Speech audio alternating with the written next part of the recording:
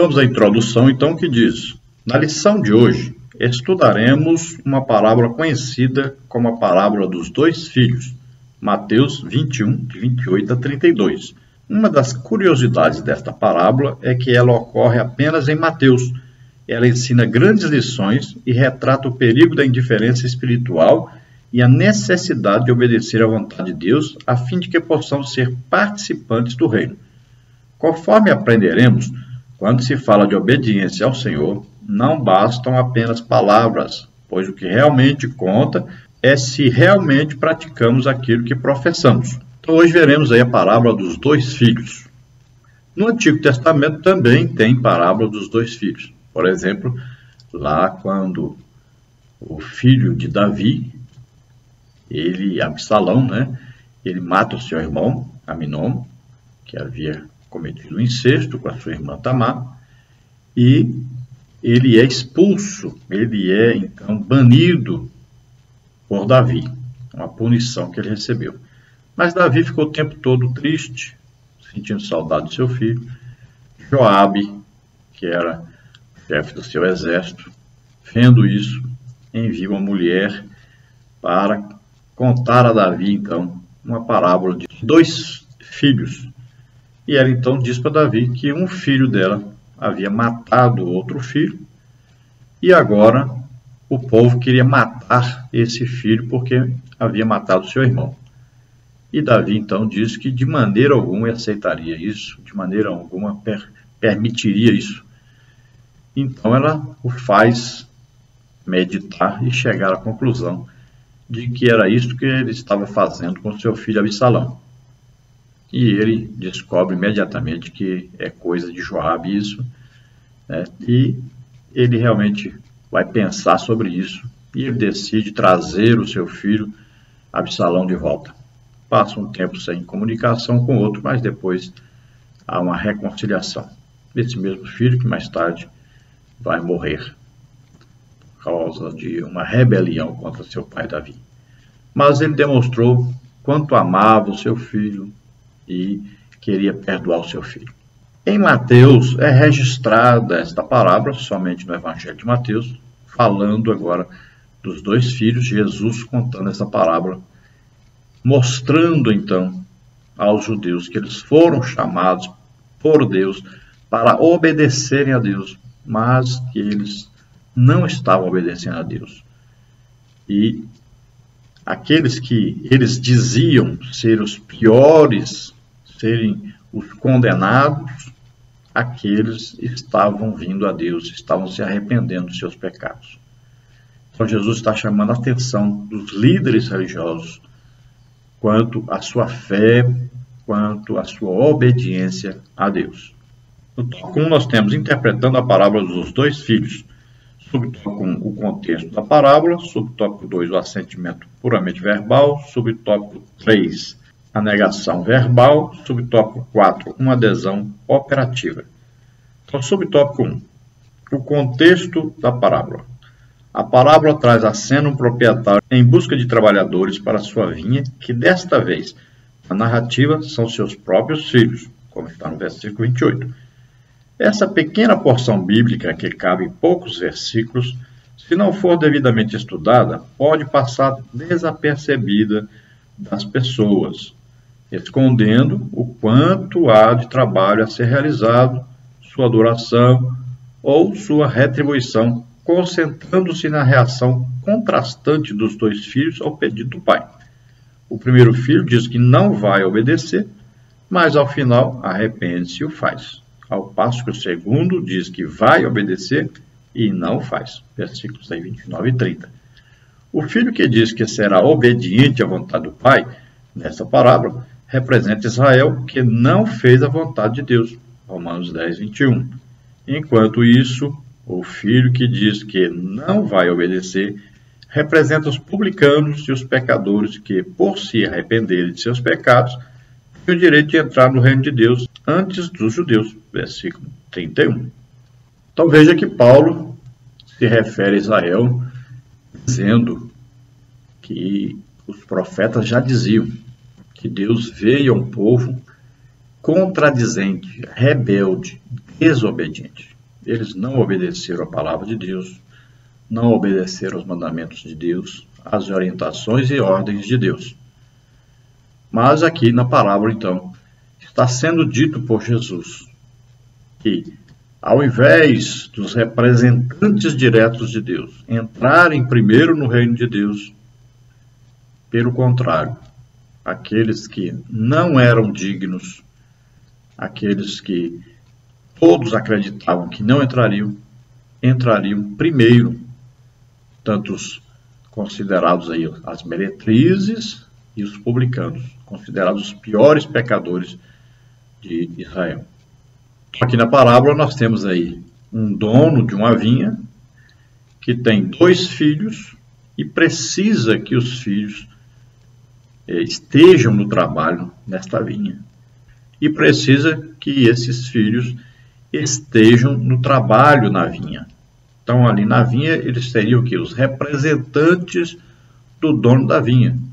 Nós sabemos que em qualquer plantação, se o dono está presente, ou se um dos filhos do dono está presente, o trabalho vai render mais, vai produzir mais, haverá um trabalho realmente dentro do horário pré-determinado, e o pagamento será justo de acordo com o trabalho que fizeram.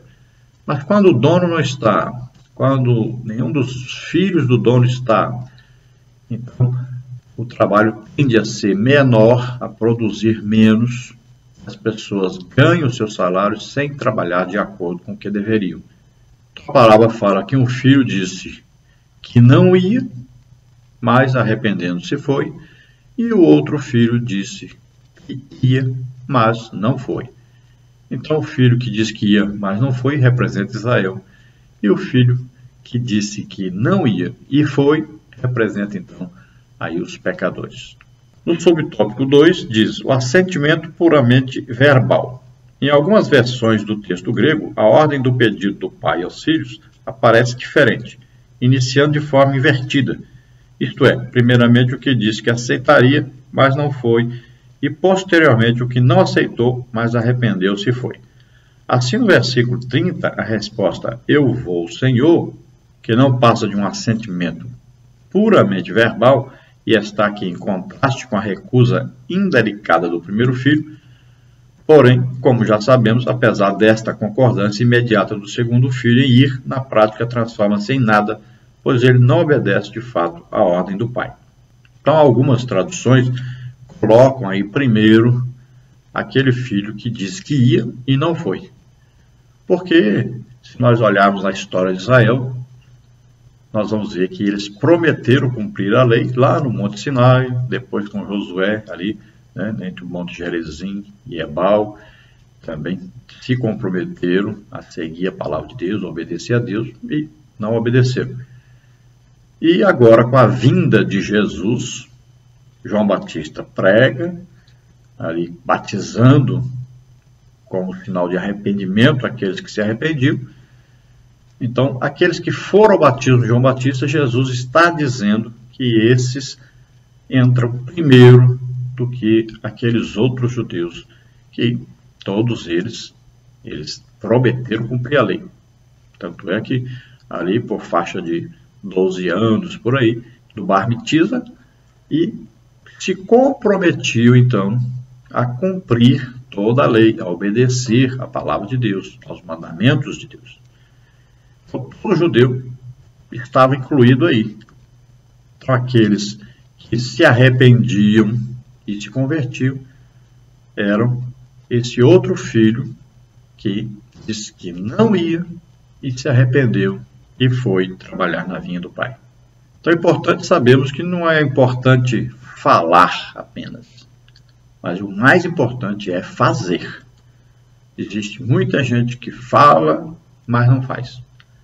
E existe muita gente que diz que não vai fazer e está fazendo a obra de Deus. Existe muita gente autorizada oficialmente a fazer a obra de Deus e não faz. E existe muita gente que não foi autorizado por ninguém, mas ele sabe que foi chamado por Deus e está fazendo a obra de Deus. Subtópico 3, a negação verbal. Apesar de o primeiro filho obedecer ao pai na resposta negativa, não quero, e de ter se recusado a obedecer a ordem no primeiro momento, o texto esclarece como adversativa, mas seguida do verbo grego metamelomai, que ocorre apenas 5 vezes no Novo Testamento, cujo significado refere-se a arrepender-se, estar arrependido mais tarde, demonstrando que essa negação verbal não representa a verdade, pois o filho arrependido foi trabalhar. Então, apesar do filho ter dito que não ia trabalhar, ele se arrependeu. Então, ele se arrependeu depois de haver dito que não ia. Então, ele errou por ter desonrado seu pai, por ter dado uma palavra dura como resposta ao seu pai. E a intenção dele realmente era não ir. Então, ele errou. Mas, veja bem que esse mais aí diz tudo. Então, ele se arrependeu e resolveu obedecer ao pai. Então, essa é a atitude que Deus espera de nós. É evidente que o ideal seria o quê? Quando o pai mandasse, o filho dissesse que ia e fosse realmente. É o ideal, perfeito. Mas é melhor o filho que diz que não vai, mas depois se arrepende e vai, do que aquele que diz que vai e depois não vai. É isso que a parábola ensina para nós. O tópico 4, uma adesão operativa. Vimos que a mesma ordem do pai obteve respostas diferentes. De fato, os dois filhos representam de forma emblemática 2 tipos de atitudes. O primeiro deles representa a adesão operativa, precedida por uma negação que é apenas verbal. De forma inversa, o segundo tipo de resposta trata-se de um assentimento puramente verbal que não passa à ação. Por isso, logo após contar essa parábola, Jesus pergunta aos líderes judeus qual dos 2 filhos atendeu à vontade do pai. Versículo 31a. Eles respondem de forma correta, e o mestre, então, lhes diz que os publicanos e as meretrizes entrariam adiante deles no reino de Deus, como está no versículo 31. O Senhor disse isso porque, da mesma forma que no caso dos filhos, ao longo do ministério de Jesus, muitos publicanos, meretrizes e pecadores de toda espécie tomaram atitude de adesão operativa, passaram boa parte de suas vidas negando verbalmente a fazer a vontade de Deus, mas quando tiveram a oportunidade de arrepender-se, acabaram obedecendo de fato ao Senhor. Mais que um assentimento verbal, mais que votos ou promessas, as Escrituras Sagradas nos exortam a aderirmos na prática à vontade do Pai e a sermos obedientes a Ele. Só assim seremos participantes do reino de Deus.